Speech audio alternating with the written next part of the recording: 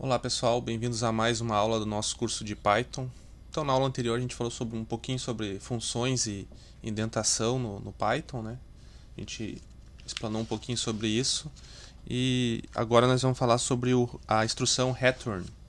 Instrução return no Python, para que ela serve, né? O que ela faz. Então vamos falar um pouco sobre a instrução return. Então assim, o objetivo de uma função, né, que a gente viu na aula anterior, né, de toda a função que a gente vai utilizar, é ela processar alguma informação, né, e nos retornar esse dado processado, né. Então, toda função ela tem que retornar algum valor. Então, toda função é um bloco de código que possui um nome, né. Então, ele pode ser invocado, pode receber argumentos e pode retornar valores. Então, a gente tem que... para a gente retornar valores de uma função, a gente precisa de uma instrução específica. E o nome dessa instrução específica é a return. Eu vou criar aqui uma funçãozinha muito simples aqui. Então vamos chamar de def. Para nos dar o valor ao cubo aqui de algum número. Então eu vou criar aqui def cubo. Vou criar um parâmetro aqui chamado num, né, para a gente inserir um número.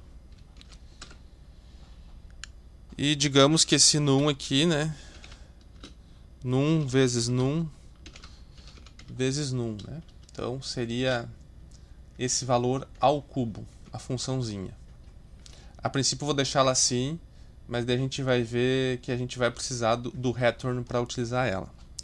Então eu vou chamar essa função tão simplesmente, né? E ali no parâmetro do número eu vou botar aqui 3, né? Vamos tentar executar ela para ver o que acontece. Não acontece... cubo, né? Botei errado aqui. Vamos lá. Vocês podem ver que não acontece nada. Na verdade acontece, a gente só não está visualizando. Para a gente poder visualizar o que está acontecendo aqui, não basta somente chamar a função. A gente vai dar um print aqui do resultado dela. Então a gente vai chamar a função dentro de um print. Então vamos ver o que ele vai nos retornar. Vocês viram aqui, retornou known. Mas por que retornou known? Porque a gente atribuiu um valor à nossa função, mas a gente não pediu para esse valor ser retornado. Então simplesmente essa função ela criou esse valor, mas a gente precisa utilizar a instruçãozinha return para a gente ter esse resultado na tela. Então se a gente clicar aqui, agora sim, agora eu posso trocar os valores aqui da nossa função cubo e ele vai nos retornar o valor especificado, né, a nossa resposta, aqui no caso do 5,125.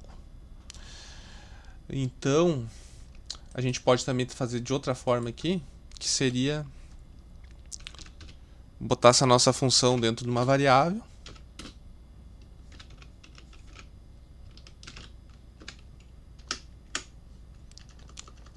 E chamar simplesmente a variável. Vai nos retornar exatamente o mesmo resultado. Então, essa aulinha aqui é bem simples, mas é bem importante vocês fixarem assim na mente de vocês a importância da instrução return dentro das funções. Então, sempre que a gente precisar, a gente tem um valor dentro de uma função que a gente precisa exibir, dar esse retorno fora dela, a gente vai precisar utilizar o return. Então, a palavra-chave return ela é utilizada para declarar essa informação a ser retornada pela função. Ela funciona também para finalizar a execução do bloco de instrução da função, retornando assim o valor que vai estar na sua frente. Então, a instrução return é utilizada tanto para o retorno de valores para as funções, como também para finalizar a execução da função. Então, se a gente precisa finalizar uma instrução, a gente pode usar o return também. Então, assim, quais são as consequências disso? Então, o conceito por trás dessa instrução, ela explica a finalização da função. E cada função tem um objetivo definido. Então, logo se já temos a informação a ser retornada, é porque a gente já atingiu esse objetivo e a execução deve ser finalizada.